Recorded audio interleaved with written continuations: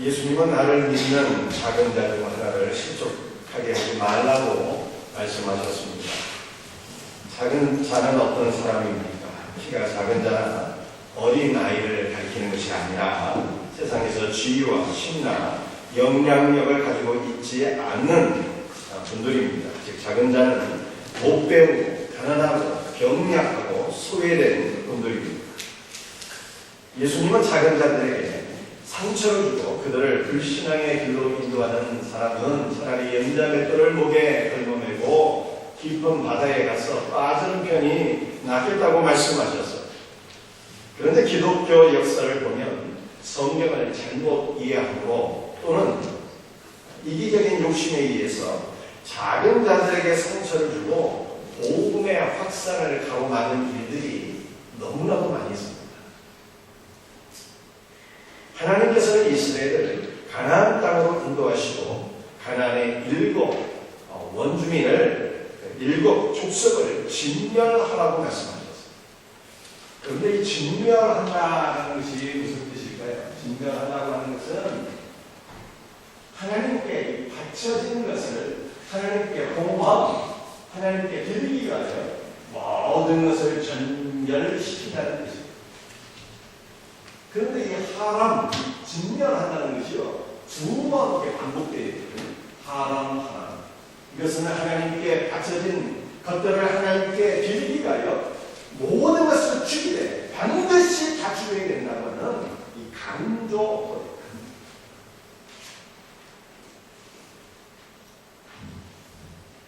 이러한 목적으로 치르는 전쟁을 가리켜서 헤렘이라고 합니다. 즉 이스라엘의 가나안 정복 전쟁이 헤렘이었습니다.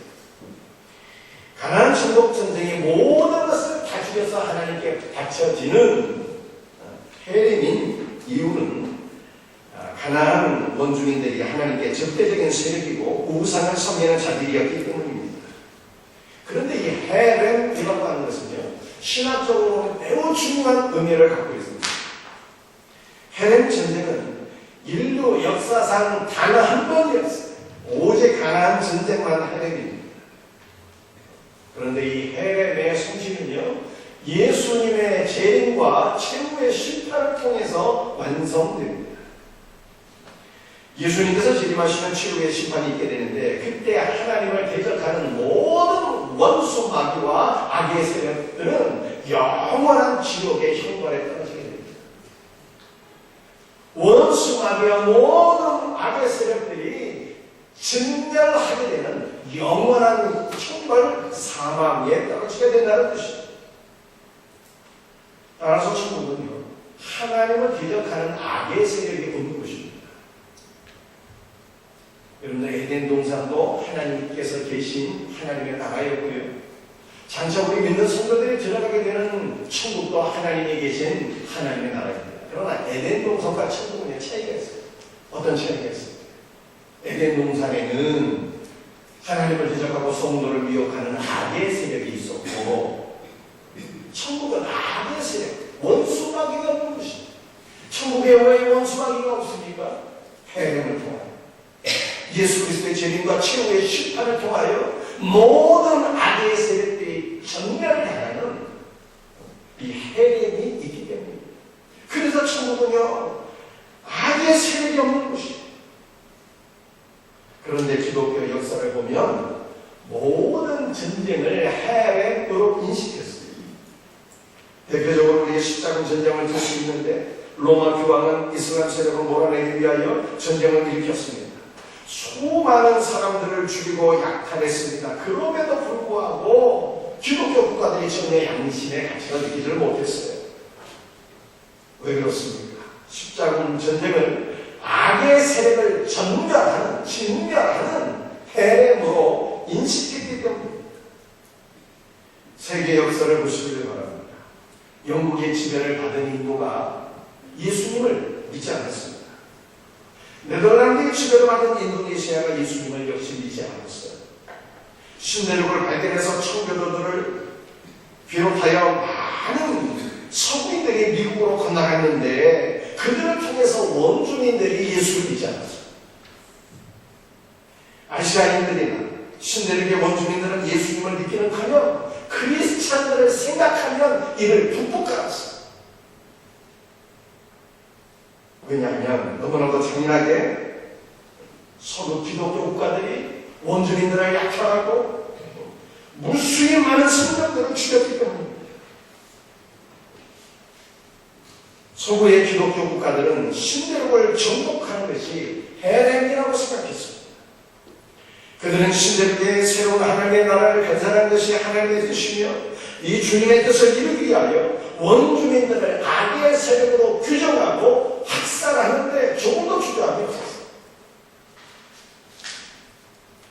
그러나 원주민들을 학살하고 약탈하는 것은요, 하나님의 뜻을 완전히 곡해하는 것이며 이것은 실상 그들의 이기심에서 비롯된 일이었습니다. 헤렘은 오직 가나안 전쟁뿐입니다. 가나안의 일곱 족속은 하나님을 대적하는 자들이었고 그들의 수는 이스라엘보다 많았고 힘도 훨씬 강력했습니다. 하나님께서는 이렇게 강력한 일곱 족속들을 이스라엘에게 붙여 치유하시겠다고 말씀하셨습니다. 그러나 기독교 국가가 점령한 아시아나 신대륙의 원주민들은요, 작은 자들이었습니다. 못배우고 가난하고 힘이 약한 자들이었습니다. 이들은 진멸의 대상이 아니었어요. 사랑과 긍휼과 선교의 대상이었습니다. 그러나 이들에게 하나님의 사랑과 긍휼을 베풀지 못함으로 말미암아 복음이 아시아 각국으로 확산되는 일이 가로막힌 것입니다. 그런데 문제는 서구 기독교인들의 잘못된 믿음이 우리에게도 있다는 것입니다. 물론 우리는 약한 자들을 죽이지는 않습니다. 죽이지를 못하죠. 그러나 대한민국은 경쟁 사회입니다. 어려서부터 친구들과 팀워크를 이루고 공동체 싸움을 훈련받고 협동심을 키워나가며 연약한 아이들을 도우며 살아야 되는데 그것이 아니라 오히려 친구들을 경쟁 상대로 여기고 이기기 위한 훈련을 받습니다. 입시전쟁, 취업전쟁, 승진 경쟁을 통해서 오직 나만을 생각하는 사람입니다. 심지어는 대부분의 신자들 역시 그저 나만, 내 자신만 잘 먹고 잘 살면 된다고 하는 이기심을 갖고 살고 있으며 작은 자들을 돌아보고자 하는 마음이 너무 부족합니다. 그러나 주님은 말씀하십니다. 어린아이 하나를 영접하는 것이 곧 나를 영접하는 것이며 작은 자 하나를 실족하게 하는 자는 연자 맷돌을 목에 걸머매고 차라리 기쁜 바다에 가서 빠져 죽는 것이 너에게 나을 것이다. 경쟁 사회에서 오직 성공만을 위하여 돌진하는 것은요, 하나님의 뜻이 아닙니다. 작은 자를 긍휼히 여기고 사랑하고 섬기는 것이 주님의 뜻입니다. 작은 자가 누구입니까? 무엇보다 연세 드신 부모님, 어르신들, 가난하고 병약한 우리의 이웃들입니다. 인간은 누구나 생로병사의 과정을 거치게 됩니다. 태어나면 성장하게 됩니다. 공부를 하게 되고요, 취업을 하게 되고요, 일가를 이루게 됩니다. 이때가 일평생에서 사람이 힘이 가장 강력할 때입니다. 그러나 사람은 마침내는 늙고 병들고 죽기 마련입니다. 사람이 나이가 많아지고 병들게 되면 점점 작아지게 됩니다. 힘과 영향력을 잃게 되고 오히려 마음이 어린아이처럼 되고 자녀를 의지하게 됩니다. 교회는 이런 작은 분들을 잘 섬겨야 됩니다. 왜 그렇습니까? 주님의 명령이기 때문에. 예수님께서는 작은 자들을 귀하게 여기시는 분이기 때문에 교회는 작은 자들을 귀하게 여겨야 합니다. 사실 생각해보면 작게는 가정과 교회가, 크게는 대한민국이 작은 자들, 즉 연세 드신 우리 부모님 세대의 희생으로 세워진 것임을 생각하면 작은 자들을 귀하게 여기라고 하는 우리 주님의 말씀은 너무나도 마땅한 말씀입니다. 교회는 젊은 세대 또는 중산층만을 위한 공동체가 되어서는 안 됩니다. 예수님은 늘 병약한 자들, 고아와 과부, 창녀와 세리같이 사회에서 버림받은 자들의 친구가 되어주셨고 이들에게 회복의 은혜를 베풀어 주셨습니다. 오늘날 교회도 사회에서 소외된 분들이 안식하고 회복할 수 있는 공동체가 되어야 합니다. 교회가 이와 같은 사명을 감당하게 될 때 그 교회는 건강한 교회, 생명력이 있는 교회가 되고 주님이 기뻐하시는 교회가 될 줄 믿습니다. 그런데 우리 생명샘 교회는 작은 교회, 육신에 장애가 있거나 병들거나 연세가 높으신 분들이 오기에는 구조적으로 너무 천덕이 높은 교회입니다. 교회 내 엘리베이터가 설치되어 있지 않아서 교회를 떠나시는 어르신들이 있습니다. 엘리베이터가 없어서 지금도 교회에 나오시는 것이 너무 힘든 성도들이 있습니다. 교회를 건축할 때 이 문제에 대한 깊은 통찰력을 갖지 못했다는 것은 저희 책임이며 실수입니다. 그러나 이제는 우리 생명샘 교회 공동체가 이 문제를 함께 깊이 고민하며 기도하며 해결해야 합니다.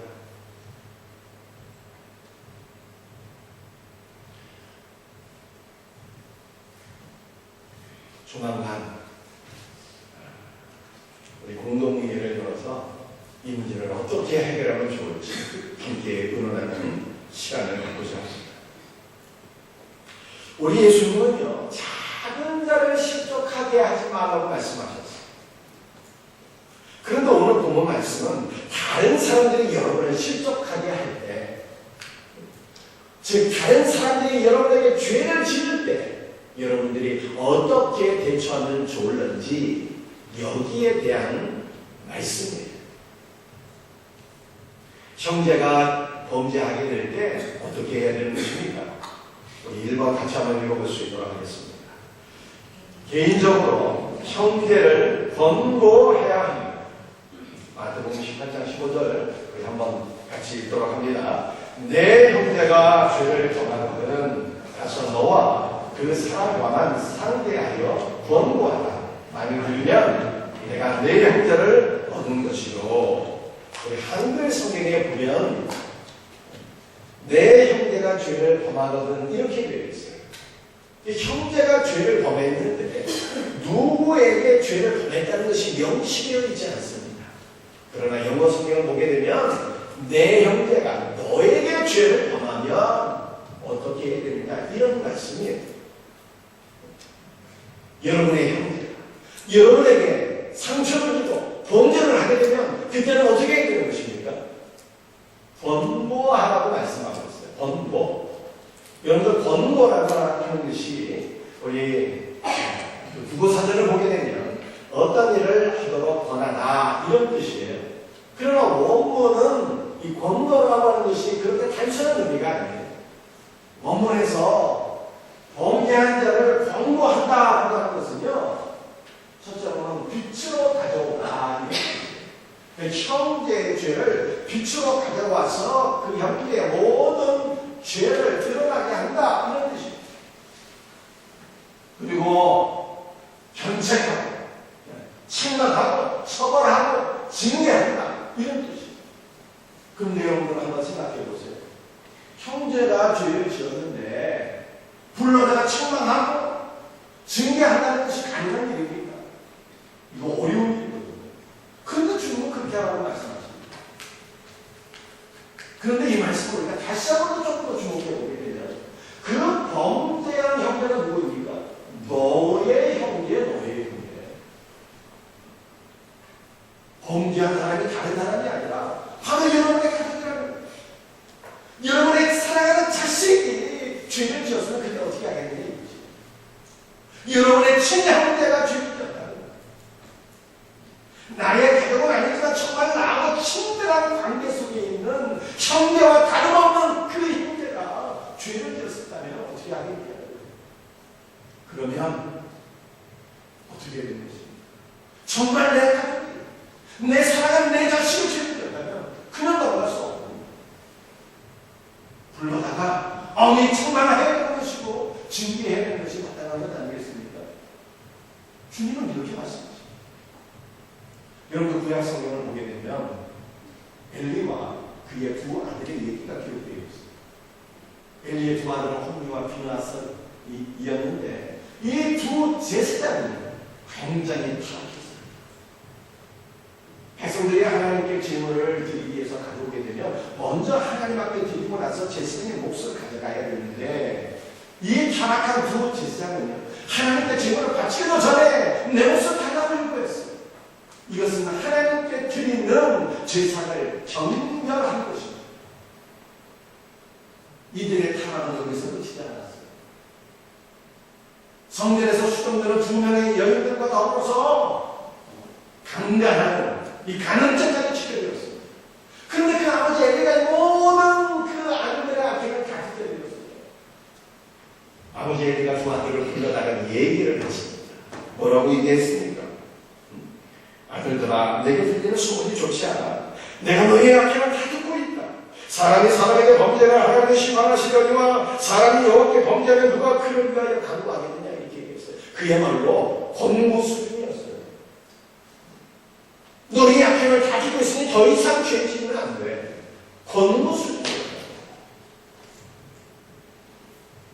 그런데 구약 성경 사무엘상 3장 13절에 이렇게 말씀하고 있습니다. 내가 그의 집을 심판하고 그에게 심판하겠다고 그에게 말한 것은 그가 아는 죄악 때문이니 이는 그가 자기 아들들의 죄들을 자책하되 금하지 아니하였습니다. 하나님께서 엘리와 두 아들을 심판하셨습니다. 한날 동시에 그들이 다 죽여졌습니다. 하나님께서 엘리와 두 아들을 심판하신 이유가 무엇일까요? 그것은 엘리가 아들들이 저주로 자책하되 금하지 않으려는 거예요. 여러분들 금했다라고 하는 것이 무슨 뜻이죠? 금하다라고 하는 것이요, 꾸짖다 제기하다. 그런데 이것이 문법의 필요한 즉 강조형이거든요. 엄하게 꾸짖고 엄하게 책망하고 엄하게 징계했는데 아들들을 징계하지 않았기 때문에 하나님의 심판을 피할 수가 없었다는 거죠. 그래서 주님이 말씀하시는 다른 사람이 아니라 너의 형제, 내 사랑을 가지고 내 사랑하는 자식들, 너와 너무나도 친밀한 형제와 다름없는 그가 죄를 지게 되면 너 어떻게 하냐? 어떻게 해야 되는 것이냐? 불러다가 엄히 책망을 해야 된다. 이렇게 말씀하십니다. 그러나 이때 반드시 기억해야 되는 주의사항이 하나 있습니다. 형제가 죄를 책망할 때는요, 단둘이 있을 때 해야 된다. 단둘이. 왜냐하면 형제의 인격적 손상을 최대한 줄이기 위함입니다. 그 형제를 다시 얻기 위함, 형제의 회복을 위해서 단둘이 있을 때 책망해야 된다는 거죠. 회개하고 올바른 삶을 살도록 인도하는 것이 목적인데 형제의 죄를 공개적으로 소문을 내면 본인에게 쓸데없는 수치심을 심어주게 되고 그렇다면 그 양면을요 자신을 회복시킬 수 없다는 말씀입니다. 그런데 만일 누군가가 죄를 범하게 되었다는 것을 우리가 알게 될 때 보통 사람들이 흔히 취하는 행동들은 어떤 것입니까? 죄를 지었어요. 그런데 내가 그걸 알았어요. 그러면 사람들이 보편적으로 취하는 행동은 뭐예요? 소문내는 거예요. 소문내는. 그 형제의 죄 또는 실수를요 더 퍼지게 하고 드러내고 비방하고 험담을 늘어놓는 것입니다. 근데 성경은 이렇게 형제를 비방하고 험담하는 것을요 어디 금하고 있어요. 레위기서 19장 16절 말씀. 너는 내 백성 중에 도다니며 사람을 비방하지 말며 네 이웃의 피를 흘려 이 일을 도모하지 말라는 여호와는 하나님께서 어디 명하는 말씀이라는 거예요. 뭘로 명하신 것입니까? 쉽게 말해서 쓸데없이 돌아다니면서 다른 사람을 비방하고 사람들 사이를 이간질하지 말라는 말씀입니다. 그런데 비방한다는 것은 잘못한 것이 없는 사람에게 마치 잘못이 있는 것처럼 어떤 누명을 뒤집어 씌워서 헛소문을 퍼뜨리는 것입니다. 이런 일 하지 말아요. 죄는 없는데 죄인 것처럼 누명 씌우는 일, 이거 하나님 앞에 절대로 해서는 그런데 한 가지 더 기억해야 될 것은요, 형제가 진짜로 죄를 지은 거예요. 형제가 진짜로 잘못하고 실수를 한 것입니다. 그런데 그 형제가 그렇게 죄를 짓고 실수한 사실을 사람들에게 이 소문으로 퍼뜨려서 그 사람의 인격과 명예를 훼손하는 건 역시 비방에 해당돼요. 이러한 비방도 해서는 안 된다는 것입니다. 이것은 현대 법도 그만한 일이에요. 누군가 진짜 죄를 지었는데 그 형제가 죄 지은 것을 널리 퍼뜨리는 거, 이게 무슨 죄예요? 명예훼손죄가 됩니다. 따라서 성경은 이렇게 말씀하고 있습니다. 형제를 비방하지 마. 그가 죄를 지은 것이 있다면 단둘이 있을 때 엄하게 책망해라. 여러분들, 다윗이 범죄를 했을 때 나단이 어떻게 했습니까? 다윗이 죄를 져도 도둑질 짓는 게 아니거든요. 간죄와 살인죄를 지었어요. 나단이 모든 것을 다 해버렸어요. 나단이 동네 방네 나팔불고 다녔습니까? 야, 이제 우리나라 이 절단 나서 더 이상 소망 없어. 이 왕이라고 하는 자가 충신의 아내를 빼앗아서 간음하고 그 충신을 죽이다니 어떻게 하나님의 왕으로서 이렇게 할 수 있냐. 이러한 지도자들에게 우리가 뭘 더 바라겠느냐. 여러분들 이렇게 나가고 다녔어요? 그렇지 않습니다. 단둘이 있을 때 다윗에게 책망했습니다. 선지자 나단이요, 다윗과 함께 있을 때 하나의 비유를 들어서 다윗의 죄를 책망하는 거예요. 다윗이 처음에는 말씀입니다. 아니, 이렇게 나쁜 놈이 있습니까? 이런 놈은 반드시 처벌해야 됩니다. 이렇게 흥분하게 돼요. 그럴 때 나단이 뭐라고 얘기합니까? 그 나쁜 놈 반드시 처벌해야 될 놈이 바로 당신이요. 나단의 책망을 통해서 다윗이 그 자리에서 똑바라지게 됩니다. 철저히 회개하게 되고요. 그리고 다윗이 회복됩니다. 바로 성경은 이렇게 형제가 범죄했을 때 단둘이 그를 공명하고 책망하라, 이렇게 말씀하고 있는 것입니다. 자, 두 번째, 우리 한번 같이 읽어보겠습니다. 시작. 도세 증인을 동반하여 확증하게 먼저 기도해야 합니다. 범죄한 형제가 공부의 말을 듣지 않을 때 그럼 어떻게 됩니까? 두세 증인의 입으로 확증하게 하라고 우리 주님은 말씀하셨습니다. 이것은 두세 증인의 증언을 통해서만 죄를 확증할 수 있는 구약율법에 기초한 말씀입니다. 하나님은 의로우신 분이기 때문에 공정함과 객관성을 중시하십니다. 하나님은 범죄한 사람을 심판할 때 어떤 범죄이든지 한 사람의 증언만으로는 범죄할 수 없고 두세 사람의 증언이 있어야 된다고 말씀하셨습니다. 왜냐하면 한 사람의 증언은 착각일 수도 있고 위증일 수도 있기 때문입니다. 그래서 어떤 사람을 심판할 때는요, 반드시 두세 명의 증인의 증언이 있어야 된다고 말씀하셨습니다. 그런데 우리 주님께서는요, 두세 명의 증인의 증언과 더불어서 반드시 있어야 될 게 한 가지 있는데, 그것이 바로 마태복음 18장 16절의 말씀. 너무나도 중요한 말씀입니다. 여러분들 이 말씀 무슨 뜻인지 정확하게 잘 이해를 하십시오. 같이 읽도록 하겠습니다. 시작. 만일 듣지 않거든 한두 사람을 데리고 가서 두세 증인의 입으로 날마다 확증하냐. 이건 제가 지금 설명드린 거고, 이 19절 말씀입니다. 19절 말씀. 이게 너무나도 중요한 말씀입니다. 우리 한번 같이 읽어보도록 합니다. 시작. 진실로 다시 너희에게 이르노니 너희 중에 두 사람이 땅에서 합심하여 무엇을 구하면 하늘에 계신 내 아버지께서 그들을 위하여 이루게 하시리라.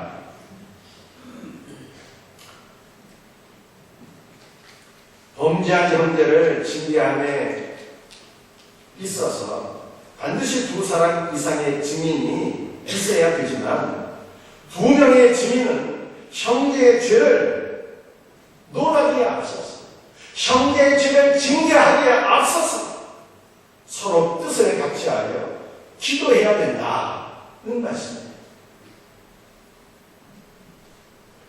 두세 명의 증인이 있으면 사실을 규명하고 검증한 후 그래도 듣지 않으면 재판에 회부하면 될 텐데 왜 증인들이 증언하기에 앞서서 징계하기에 앞서서 뜻을 같이하여 기도하라고 말씀하신 것입니까?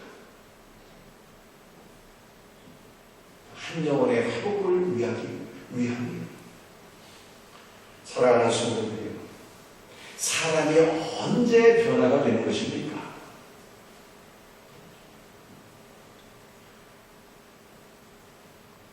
징계할 때 변화가 될까요?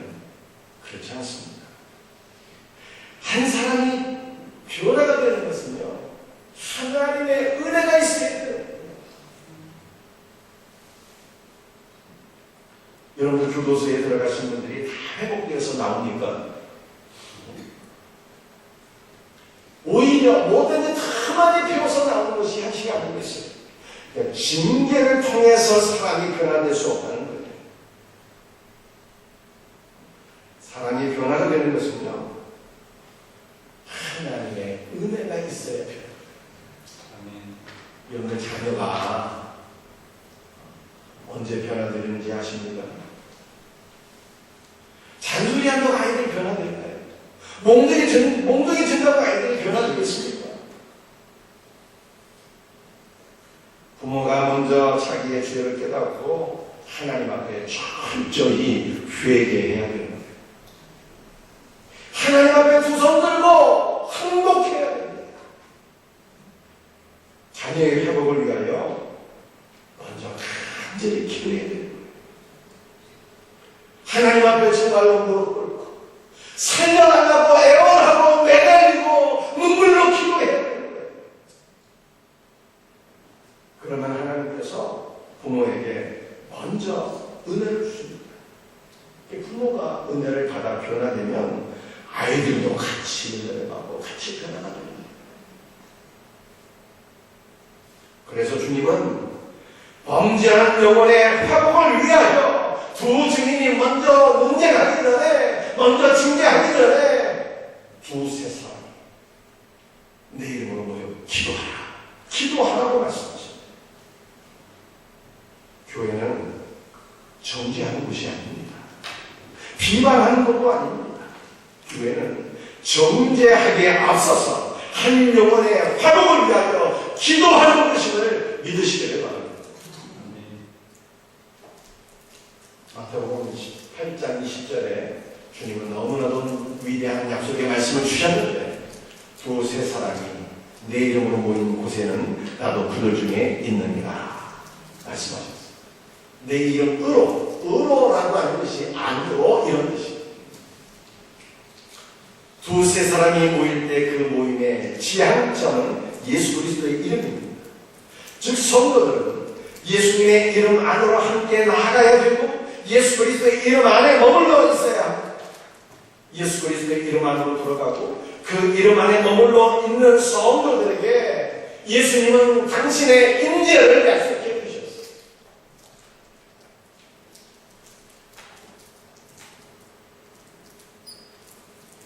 나도 그들 중에 있겠다. 내가 나의 임재를 너희에게 허락해 주겠다 말씀하셨어요.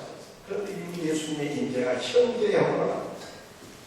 이것은 지금부터 영원히 예수께서 그들 중에 함께 있겠다고 하는 약속의 말씀입니다. 이 약속은 예수께서 부활 승천하시기 직전에 세상 끝날까지 너희와 항상 함께 있으리라고 하는 그 약속과 동일한 것입니다. 예수님은 이 약속을 따라서 오늘도 예수님의 이름으로 모이는 성도들 가운데 임재하셔서 그들과 더불어 인격적으로 교통하시는 분입니다. 그런데 두세 사람이 내 이름으로 모여서 기도하는 그 이유, 목적이 무엇입니까? 범죄한 형제의 회복을 간구하기 위해서 모인 것입니다. 따라서 본문은 한 영혼의 회복을 위하여 예수 그리스도의 이름으로 모일 때 예수님은 그들의 모임을 기뻐하시고 그들과 함께 하시고 그들의 기도를 들으시고 그들의 기도에 은혜와 응답을 함께 주셔서 한 영혼의 회복을 이루어 주시겠다고 하는 말씀입니다. 사랑하는 성도들, 우리 주님의 임재를 경험하고 싶으십니까? 그렇다면 형제를 비방하지 마요. 형제 회복을 위하여 주님의 이름으로 모여 기도해야 될 것을 믿으시길 바랍니다. 우리 교회는 이제 중요한 집회를 앞두고 있어요. 우리 다음 주에는 가정의 치유와 회복을 위한 일을 부흥성했는데 어떻게 자동으로 이 치유가 되고 막 자동으로 회복됩니까? 우리 주님이 뭘 말씀하셨어요? 두세 사람이 네 이름으로 모여서 기도하라고 말씀하셨어요. 형제의 회복을 위해. 이번 주는요, 먼저 기도하는 한 주가 될 수 있기를 바랍니다. 여러분들이 우리 2층 로비 그 문에 우리 릴레이 기도 표가 있잖아요. 회복이 필요한 그 영혼, 그 형제들, 내 자식, 내 가족, 내 이웃의 이름을 하나님 앞에 불러드리면서 한 주간 기도하고 우리 주님의 거룩한 임재를 경험하고 우리 주님의 거룩한 은혜 가운데 한 영혼의 회복을 경험하는 성도, 이런 성도가 진짜 성도고 이러한 은혜가 임하는 교회가 살아있는 생명력 있는 교회인 것을 믿으십니다. 우리 생명력, 우리 생명생들이 바로 이와 같은 교회가 될 수 있기를 주의 이름으로 축복합니다.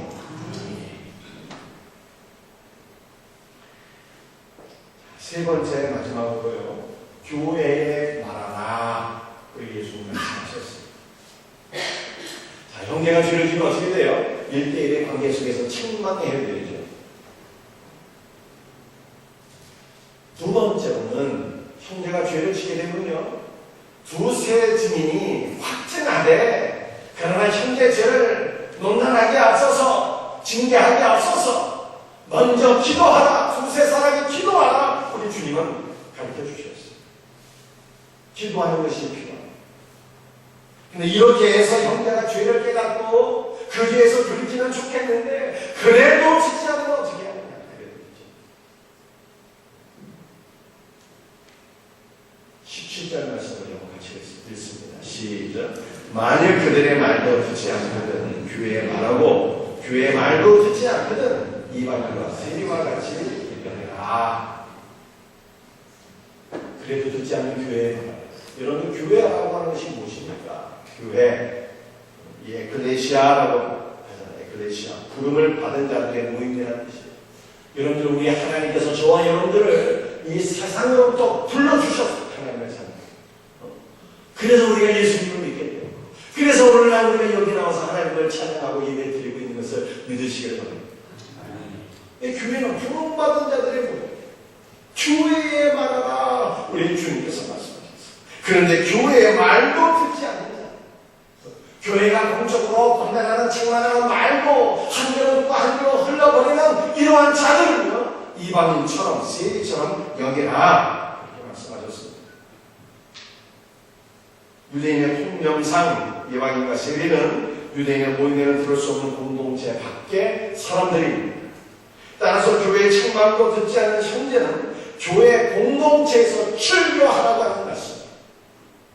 공적으로 교회 이름으로 책망했는데도 불구하고 회개를 거부하는 자들은 아예 구원받지 못한 자들로 여기라고 하는 말씀입니다. 그리고 우리 예수님께서 마지막으로 18절의 말씀을 주셨는데요. 이 18절의 말씀은 사실은 굉장히 무서운 말씀입니다. 한번 같이 읽도록 하겠습니다. 시작. 진실로 너희에게 이르노니 무엇인지 너희가 땅에서 매면 하늘에서도 매일 것이요 무엇이 땅에서 풀면 하늘에서도 풀리리라. 여러분 땅에서 맨다는 것이 무엇입니까? 여러분 교회 공동체가 맬 때만 맨다는 것은 구속하다 감옥에 넣어요. 징계한다는 것이죠. 교회 공동체가 징계를 한다는 거예요. 징계를 하게 되면 하늘에서도 매인다. 하늘에서도 징계가 있게 됩니다. 이런 것이죠. 여러분 하나님의 징계가 어떻게 되지 않습니까? 하나님께서 징계하시면요 한눈에 어도 터지는 것으로 끝나지 않아요. 우리 하나님은 인간의 생사 화복을 주장하시는 분입니다. 그분이 우리를 징계하시면 다 끝나게 돼요.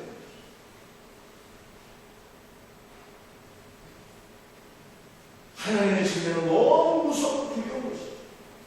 그런데 놀랍게도 교회가 징계하게 될 때 하늘의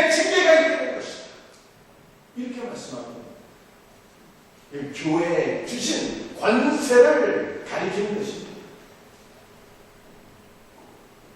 여러분들 교회가 풀면은 어떻게 됩니까? 교회가 푼다는 것은요, 사건 하나 자유하게 하게 되는 것입니다. 교회가 형제의 죄를 용서하게 되면 하늘에서도 용서해 주신다. 이런 것입니다. 징계를 하는 권세도, 사면을 하는 권세도 하나님께서 교회에 맡겨주셨다. 라고 하는 것을 우리 주님이 말씀하십니다. 그런데 교회, 도대체 누가 이런 권세를 갖고 있는 것일까요? 교회 여러 부서, 여러 모임들이 있는데 어떤 부서가 이런 권세를 갖고 있는 것일까요? 공동회에 이 권세가 있지 않습니다. 죄직회에 여러분들이 재판하는 권세가 있지 않습니다. 재판권은요, 오직 당회가 갖고 있습니다. 그래서 성도들은요, 당회의 권위를 굉장히 존중히 여기셔요. 장로님이 100명이 있어도 그게 당회고요. 장로님이 한두 분 있어도 그게 당회인 거예요. 하나님께서 교회에 더 정확하게는요, 당회에 권세를 주셔요. 이 당회의 권세를 존중히 여길 때 교회가 질서가 잡히게 되고 영적으로 바르게 세워집니다. 말씀을 마치도록 하겠습니다. 오늘 예수님께서는요, 범죄한 형제에 대한 3단계 처방을 말씀해 주셨어요. 우리 한번 복습하면서 오늘 말씀을 마무리하도록 하겠습니다. 1단계 하면 제가 여러분들이 내용을 읽으시면 되겠어요. 1단계. 여기서 본 거는 권면하는 수준이 아니에요. 책망하고 엄히 꾸짖고 징계해야 된다. 왜냐면 진짜 내 사랑, 내 자식인데, 내 친형제가 다름없는 자인데 징계해야 된다. 2단계 증인을 동반하여 확증하게 앞서서 징계하게 앞서 뭐 하라고요? 가장 중요한 거 기도하는 거. 징계 갖고 해보게 되는 게 아니에요. 기도할 때 주님의 은혜로 회복되는 것이지. 교회는 기도함으로 한 영혼의 회복을 이루어 나가는 것임을 믿으시길 바랍니다. 오늘날 우리 생명생교회가 바로 이와 같은 공동체가 될 수 있기를 주님의 이름으로 축복합니다. 말씀을 마치겠습니다. 우리 함께 찬송하고 기도합니다. 주님 내 안에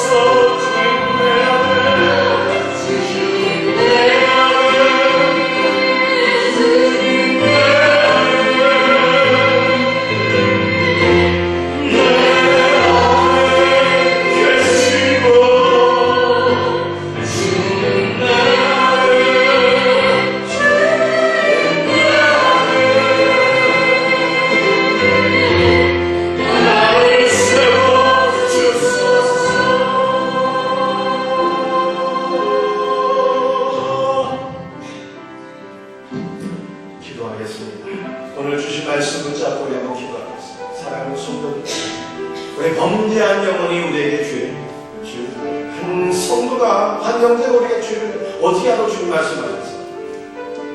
소문내지 말, 비방하고 함당하지 말, 1대1의 관계에서 책망.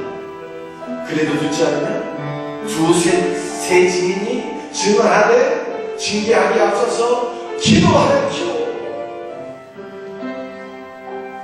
한 영혼의 회복을 이루어 나가는 것이 교회의 삶인데 이것은 기도로 된다는 거예요. 기도. 하나님, 우리가 이때까지 오늘 말씀을 잘 알지 못해서 또는 알고 있었지만 순종하지 못했는데 하나님, 이제는 우리가 말씀대로 순종하게 하옵소서. 기도합시다. 먼저 기도하는 교회, 기도하는 성도, 그리고 만나서 1대1의 관계 속에서 사랑의 마음으로 엄하게 충만하는 그런 교회, 그래서 한 영혼의 회복을 이루어 나가는 우리 생명샘교회 되게 하옵소서. 오늘 주신 말씀을 붙잡고 우리 나같이 주여 한번 고백하면서 기도하기로 원합니다. 주여, 나를 아버지 하나님 하여 주옵소서. 아버지 하나님 하여 주옵소서. 아버지 하나님 우리 한 영혼의 죄를 깨닫게 해주시고 아버지 하나님 기도하고 말씀하셨고 엄하게 생각하고 말씀하셨습니다. 소문내지 말게 하시고 덤담하고 비방하지 말고 생각하되 먼저 기도하고 말씀하셨습니다. 기도하는 교회가 되기를 원합니다. 기도하는 목사, 기도하는 성도들, 기도하는 교회가 되어서 주님이 거룩한 인자를 경험하게 하시고 한 영혼의 회복을 이루어나가는 복된 교회 공동체가 될 수 있도록 우리 하나님의 은혜를 베풀어 주시옵소서. 예수님의 이름 받들어 간절히 기도드립니다. 아버지 하나님, 저희들이 주님의 말씀을 다르게 알지 못해서 또는 알고 있었지만 다르게 순종하지 못한 일들 너무나도 많이 있었습니다. 주님, 종들의 죄를 사하여 주옵소서. 아버지 하나님, 이제는 주님께서 가르쳐 주신 대로 순종하기로 합니다. 형제가 죄를 지었을 때 엄하게 책망하게 하시고 그러나 징계하기 앞서서 무엇보다도 한 영혼을 주님의 마음으로 깊이 사랑하여 기도할 수 있는 그러한 공동체가 됐습니다. 그래서 한 영혼의 회복을 이뤄나가는 성도, 아버지 자녀들의 회복을 이뤄나가는 부모, 아버지 하나님의 세븐들의 회복을 이뤄나가는 셀리더, 성도들의 회복을 이뤄나가는 목사, 그러한 교회가 될 수 있도록 우리 주님 도와주시옵소서. 아버지, 무엇보다도 치유 집회를 앞두고 저희들이 한 영혼의 회복을 위해서 먼저 기도의 제물이 되기로 원합니다. 아버지, 기도할 수 있도록 기도의 영을 부어 주옵소서. 오늘도 아버지 앞에 나와서 예배드리면서 귀한 예물을 구별하여 드립니다. 열의 하나를 구별하여 드립니다. 감사의 예물을 드립니다. 성교와 구제의 예물을 드립니다. 주정원과 월구장과 장사업을 위해서 드려지는 모든 예물들 하나님 나라 하나님 영광 위하여 아름답게 귀하게 쓰임받게 하여 주옵소서. 예수님의 이름으로 감사하며 기도드립니다.